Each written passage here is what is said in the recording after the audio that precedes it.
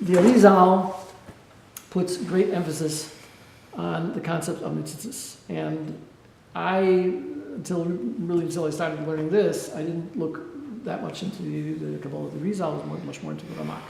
The Ramak has a rather different way of looking at things. And he emphasizes, instead of the concept of tikkun, which is that the whole world is about being masakin the virus, he talks about it, but his emphasis is much more on the idea of hanhoga, that there's a way that the world is being managed, and the emphasis is more on how we help to maintain the world and eventually to bring it to a higher level, but not specifically that there was a tremendous yerida and everything got messed up and then we're here to fix it. That's not his concept so much. So, but the Arizal goes this whole arichas about the idea of the Zayin Meluchim. We talked about it one time before, the 7 kings who died. The Ramak has a whole different way of looking at that. He says that was a stage of creation where it was kind of, before it came into any kind of reality, it was more of a conceptual thing, and it was these ephemeral visions that disappeared, and they didn't stick around for any time. But the Arizal talks about the concept that there were that the spheres were receiving the shefa, this energy during the course of creation in a linear way from one to the next, and they all wanted it for themselves. And because they were looking at it, to be makabel too much, they couldn't take it, and it broke. The whole thing again got smashed. It just fell apart. Couldn't take the weight of that much illumination. And what happened was, this is all of course figurative and not taken literally, that there was this idea that the spheres themselves, or before they got put back together again, in the course of this explosion that took place, there were different sparks, so to speak, that got, or little pieces that got blown away and distributed all over the place, and they fell into the clippus. They got swallowed up by the chitzonis, the external forces that on the lower levels, right? And they got lost, they got swallowed up. They got mixed up with all that thing. This whole idea of Chet Eitzadas was that things got confused, good and bad got mixed up all together, and it got very hard to separate out. And the whole thing that our whole avoid is the idea of bidur, is that we're here to separate out the good from the bad and understand what is good and what is bad, and to rescue the good from the bad and get rid of the bad and rescue the good. That's his whole thing. Okay? So the question is, what are these netzitzis? So he said, so it's very interesting because when I myself, so personal experience, I was after we got married, we were in New York for about 5 years, and then for various reasons we moved back to Minnesota, where I came from originally. And I was proposed a job taking care of the Chol Yisrael there, which involved a lot of driving. It was going up to the farm and watching the milk, and then taking it down all the way to Chicago, through Milwaukee and Chicago. They put in about 1,000 miles a week. And I wasn't happy about this thing of moving away from moving back to Minnesota. It was through various reasons, health reasons, basically, life situation, everything, that we had to move back there. And I went to Skoreva, and I said, ask for a bracha, basically, or a skama to go there. So he says it should be in the derech, this pasuk of Yanchedi Magli Tzedek, Hashem Ro'i. And what's interesting is the Magli Tzedek talking about the wheels. So I was driving a truck. It was the wheels of, but when I looked later on, I looked into the meanings of that pasuk, and they talk about that it's one of the ideas that when people have to move to a different location, is very often because they have to rescue the netzitzis that are in that location, that are shaykh to them.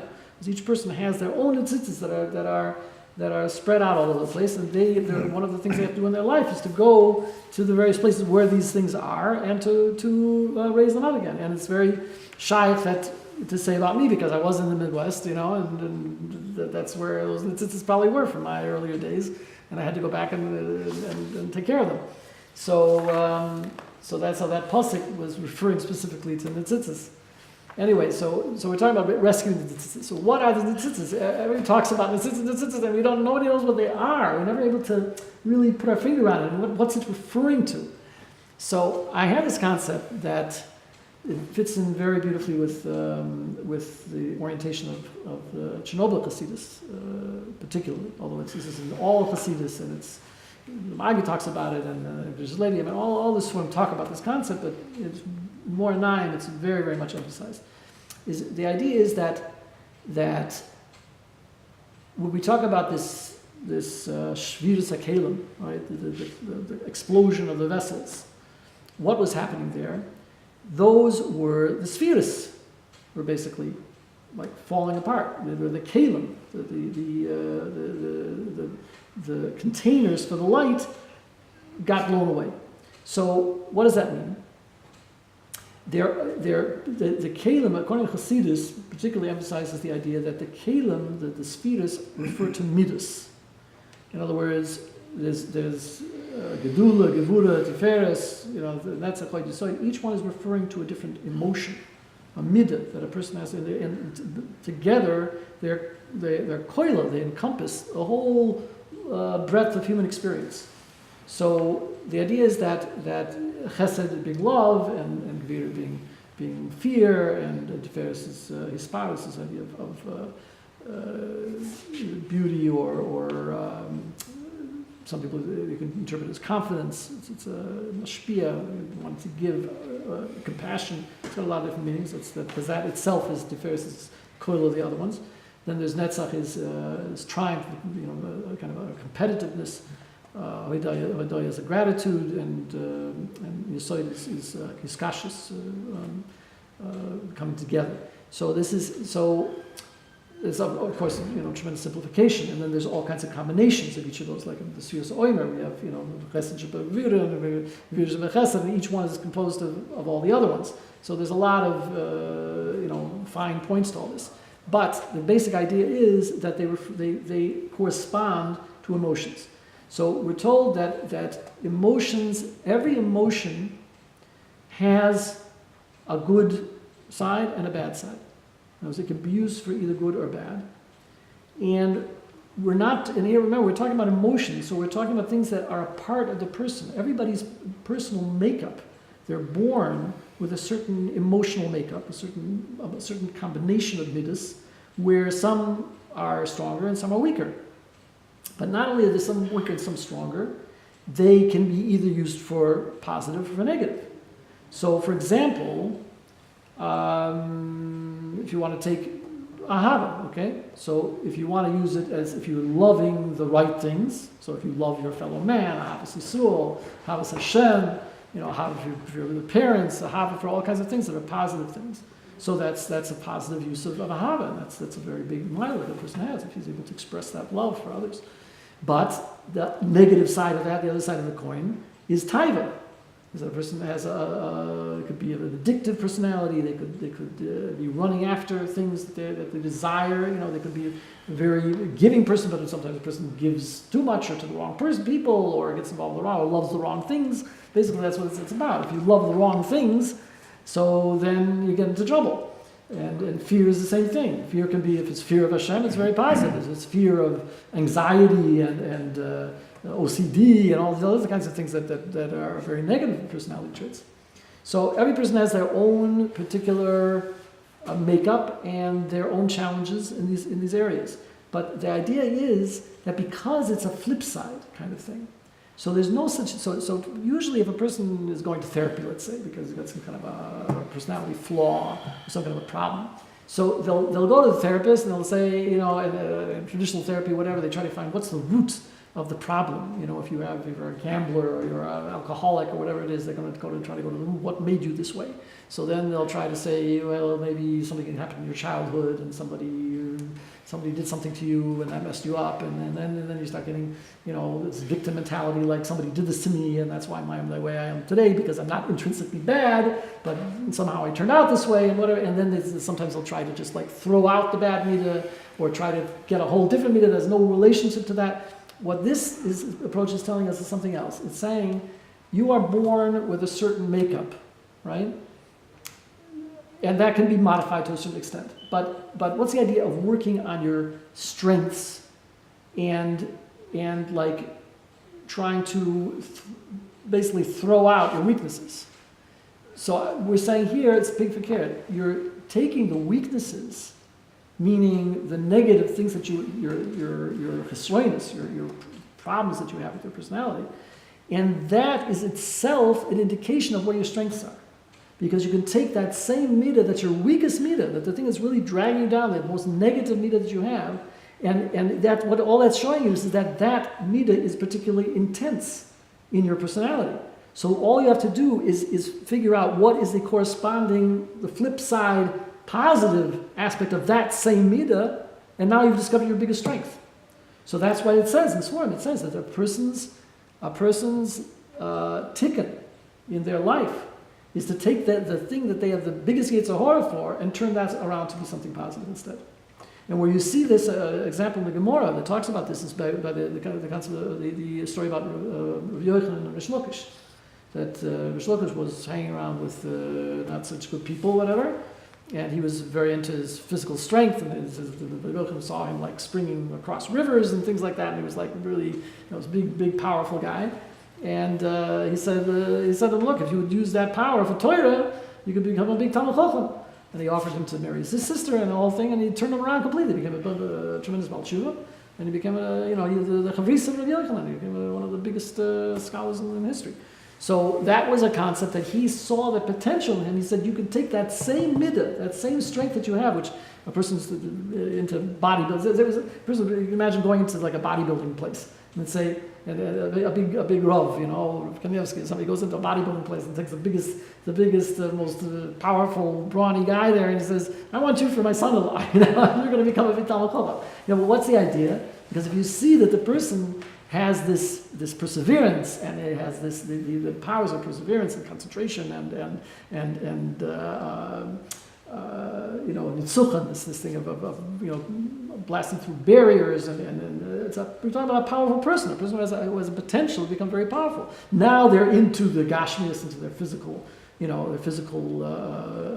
prowess or whatever, building themselves up physically. But if they take that same koichas hanefesh and that same midas and use it to build up their ruchnias, their seichel, that kind of thing, they can be extremely successful.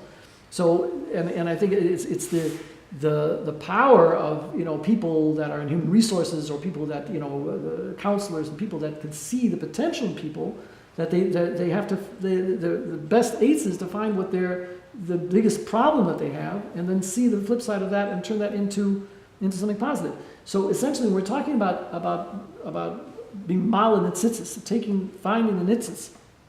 What we're saying is that there is a part of ourselves that has been captured by the klippus.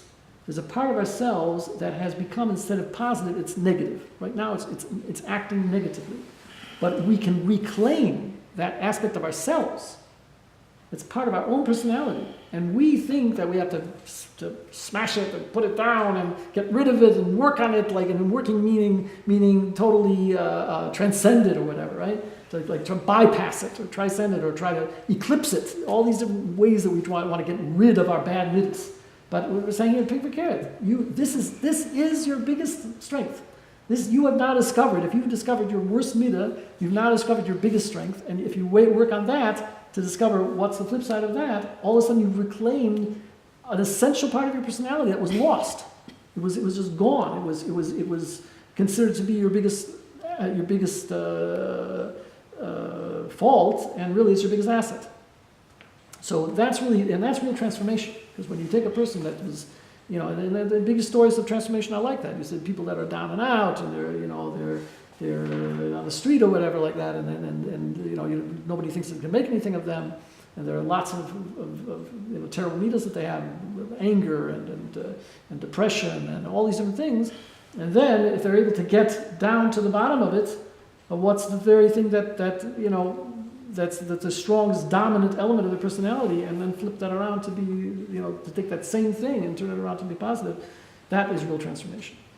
Okay, so that's the idea of going to the gates home movis, that we have to have this urida first. We have to go down to the level, at the bottom level, to see the most negative thing, and it's very painful. This is the Shekhinah. This is a very difficult thing to do this, and it's a very painful thing to change, because you have to be brutally honest with yourself, and also you have to mamish so it's like taking any midah, turning it around is extremely difficult thing.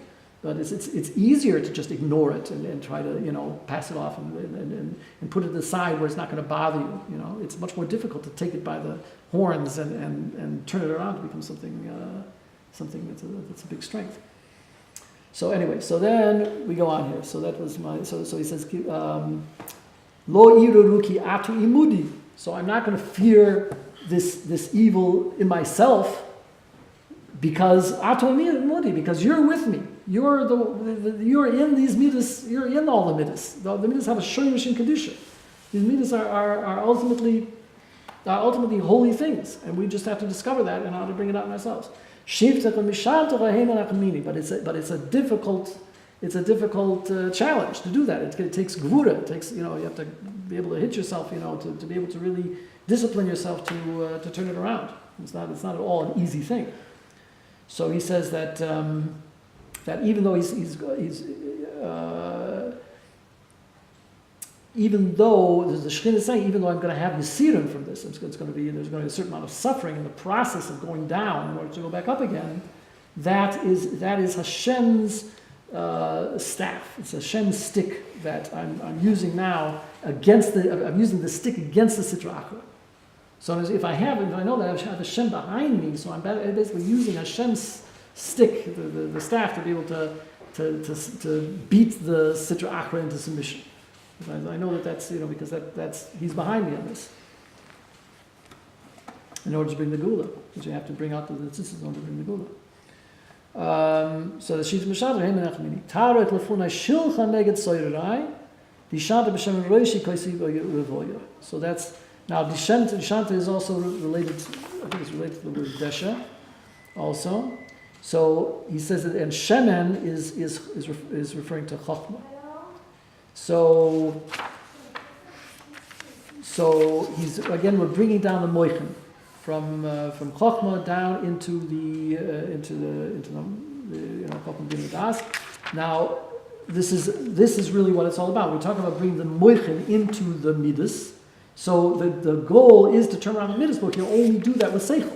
It's a tremendous amount of understanding and wisdom that we need to employ in order to do this. It doesn't happen by itself. There has to be a strategy, there has to be an understanding, there has to be analysis, there has to be an understanding of what is the midah and how is the midah transformed, and all of this is with seichel.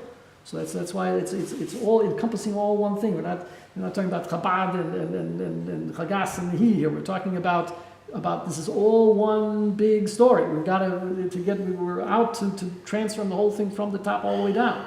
And you can't transform midas without the intellect. So you have to employ all of them together. But you can't have the intellect without the midas is also not worth anything. It's like a head without a body. Okay, so now we're bringing down the hamshocha from chachma, which is the shemen, into the roishi, into the chachma bin asav zer anpin, whatever it is. And then you get to this level of koisi revoya, which is, I'm asking, the Shekhinah is asking that the malchus, which is the idea of the kos, that the Shekhinah is connected to the idea of the kos, the becher. So the kos is the idea of malchus when it's opposite chagas, is chesed word tiferes, the midas of hava yirav and tiferes. That's the idea of the kos, and that's koisi shias eso. So that's by picking up this kois, like we pick up the kois by kiddush, we're bringing up the kois, this level of ponim upon and that it should be able to makabel this, the shenai and the hoirin, that is the 370 lights, and he says here, as a whole gematria here with Reish Chuf is the gematria of Revoya, and that together with kois, I think Revoya is 221, together with 150. Here's what. Oh, and also says that the kois of David HaMelech held 221 lug. This is the Misper of Revoya. So, yeah, and it's Erech Nachoyer, which is so we're bringing. We don't want it to be on this level ocha v'ocha, so we have to bring the funai shulchan. We have to bring the shulchan, which is chesed gvur v'feres, to the level of ponim b'ponim. So that's the idea of the Funai Shulchan, that the Shulchan, which is the Midos of Ahava, Yira, and Tiferes, are brought up to the level of Panim B'Panim as well. So that's why, and that's through the Moichin. So again, we have to, just being on the level of Moichin alone is not enough. We have to bring that into the Midos and to raise them also up to the level of Panim B'Panim. So it's not just one without the other. And then, Ach Toiv V'Chesed Yerifini Kol Yimei Chayai. So Ach is the gematria of Ekya. That's the shame associated with Bina. And Toiv is Das, and Chesed is Chochmah. Chesed is on the Chochmah is on the side of Chesed. Yerifini Kol Yimei Chayai. So that's the idea that the Malchus, the Shechina, will rise up to the level of the Chochmah Bina Das. Shavti V'es Hashem, Oirech Yomim. So Oirech is a reference to Keser. That's the Oirech Yomim. And so I'm able to sit in the presence of Hashem, Oirech Yomim, forever. It's the idea of the Malchus, of the Shechina, up to Keser, the Ampin, which is called Oirech Yomim. And at that point, there's Shnei Molochim Mishtamshim Keser Echad. We can say that there's Panim B'Panim, so you have the two kings sharing the same crown. He says also Oyer is gematria 207. So 3 times Oyer is the gematria of Keser with the Koil, I think. Keser is, yeah. Yeah, so it's 3 times Oyer. So that's the Oyer of Chafim Midas, I think. Yeah. And 207, which is the gematria of Or, times 2 is 414, which is Beves. So that's Beves Hashem. Okay. And that's it for that. So to recap, it's basically talking about this idea of Yerida D'Sar Chaliyah. That's the main thing here, is that we're starting up on a very high level, of being mamash Panim B'Panim to begin with, and then we're talking about that in order to get up there, there's a necessity of going down first. So first the idea of the Olam Abriya, and then coming back up, so Makbet Tzedek, and then going all the way down to Yitzhak Lovis, which is the very bottom of all of this, the Klippus, in order to bring up those fallen instances.